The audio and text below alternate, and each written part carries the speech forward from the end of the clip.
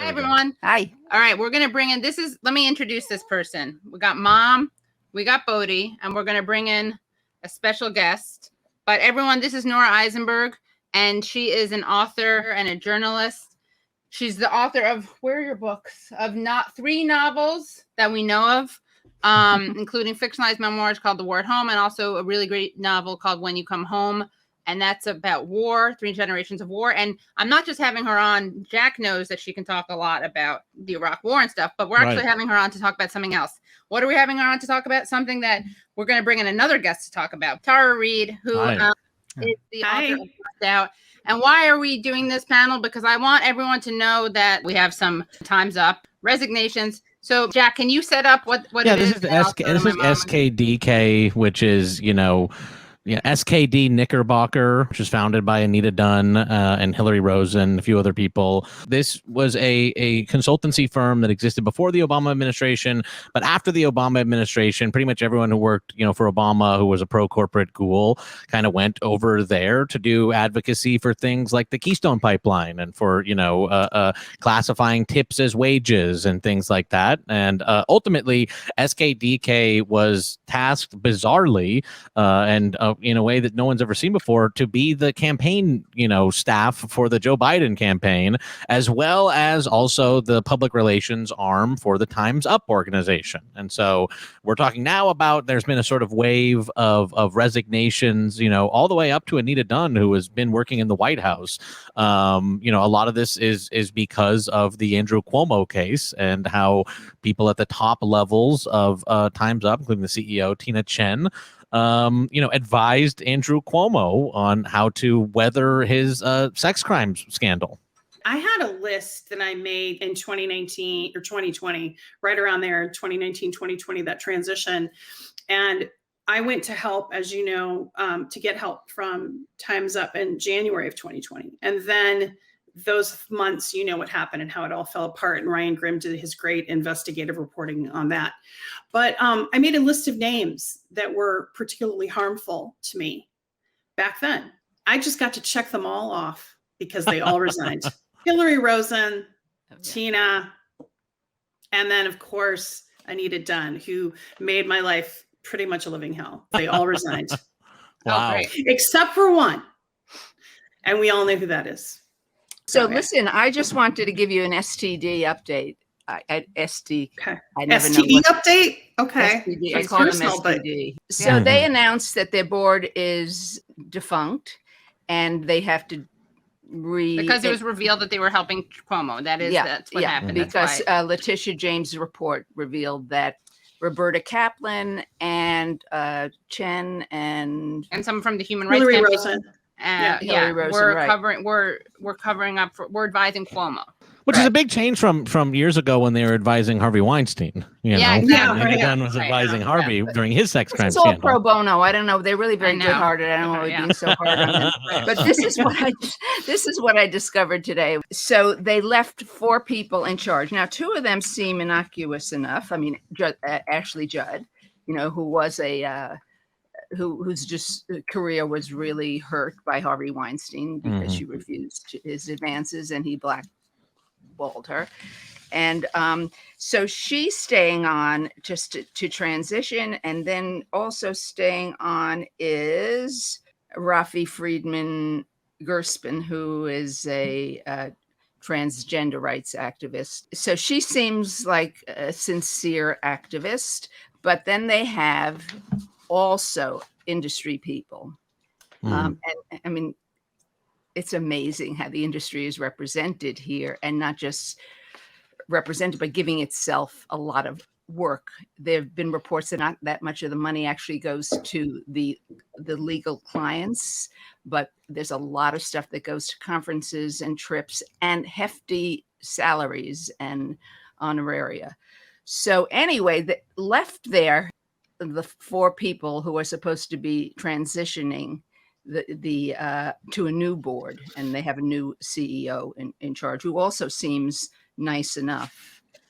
But this one seems the benign one. Colleen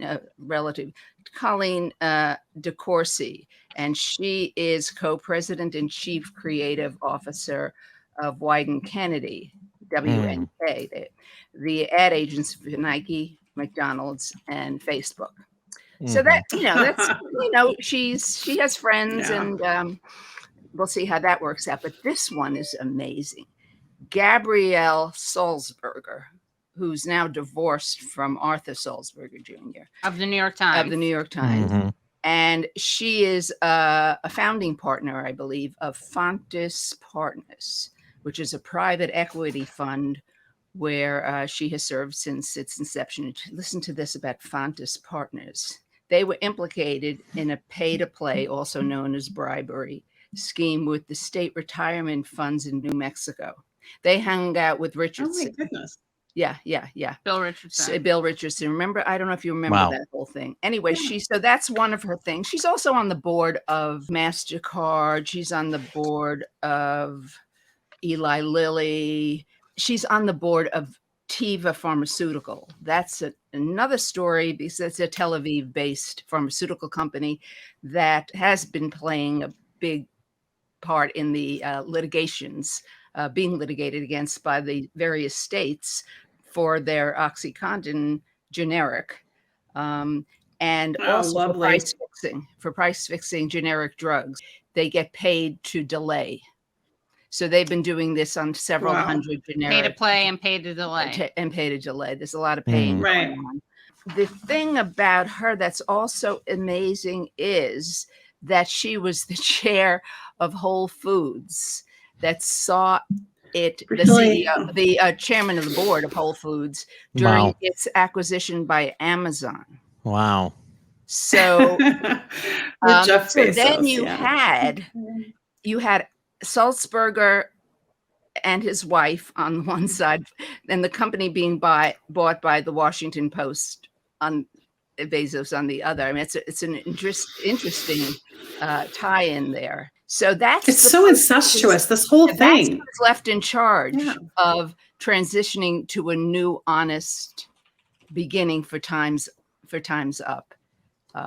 So it doesn't. This needs to be reported out. Yeah, this is not like the thing is, you're saying, this is not bode well for the Time's Up organization sort of moving forward, but this is more really par for the course for the Time's Up organization. I talked with Tara recently. We did an interview, and I was, having a tough time finding any women who the Time's Up organization has helped. There are a couple small cases where they provided some legal fees, but from what I can tell, it seems, I mean, this is me being like conspiratorial, but like the way I feel about it is that like after the Harvey Weinstein thing, they were like, oh, we can't ever let it get this bad ever again. Like this implicated a lot of people, and we need a mechanism to sort of catch and kill these stories, just like sort of, has been the MO with these kind of stories from the very beginning. I feel like this is a sort of more advanced method of that, that, used the public relations of CAA and all of Hollywood as a launching pad to be like, hey, every accuser,